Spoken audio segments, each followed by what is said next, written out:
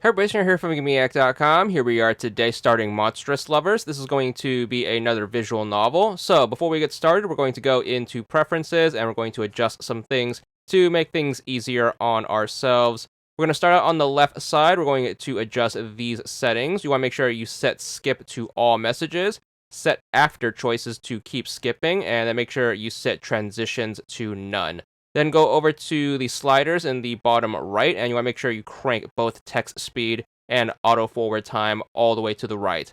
Then just make sure you go back to return, and that's going to kick you back to the main menu, and save your settings. Make sure you go over to start game to start up a new playthrough. For this first playthrough, we are going to cover the character Sebastian and his good ending. So it's going to be pretty straightforward. You're going to hit right bumper to enable the skip, which is going to fast forward the game.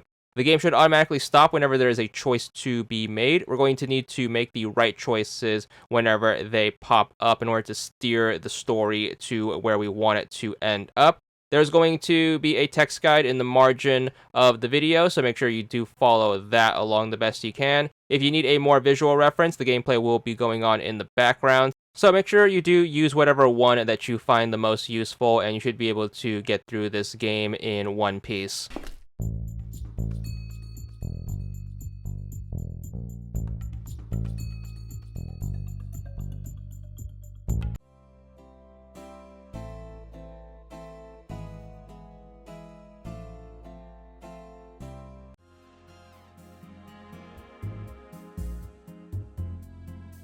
So about halfway through the playthrough, you are going to get this achievement right here, all work and no play, for 100 gamer score for completing a common route. Now, the end of a common route is going to denote the point in the story where the endings can change, so make sure you do make a save here. So hit the start button and make sure you save the game in slot number 1, as there are going to be achievements for completing each character's good ending as well as their bad ending. So to save ourselves a bunch of time, we're going to make a save where the story is going to diverge. And this is going to allow us to pretty much save half a playthrough when we go for the opposite ending. Once your save is in place, just make sure you get back to picking choices, re-enable your fast forward, and just make sure you continue along as you normally would until you get to the ending we're going for.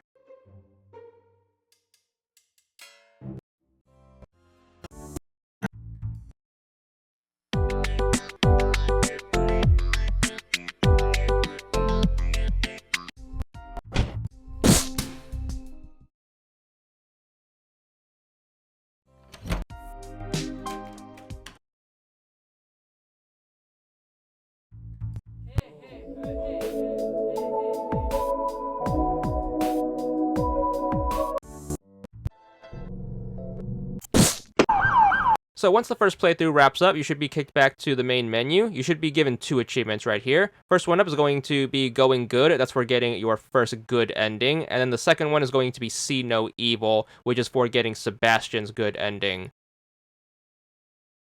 Now that that's taken care of, we're going to go to load game so we can work on Sebastian's bad ending. So we're just going to load up that save that we made earlier, which is going to put us at the point where the story is going to diverge. We're just going to make the complete opposite choices that we made to get the good ending. So just make sure you follow along. If you forgot, of course, we are going to have the appropriate choices in the margin once again. So just follow along like the previous part, and you should be able to steer the game towards the opposite ending.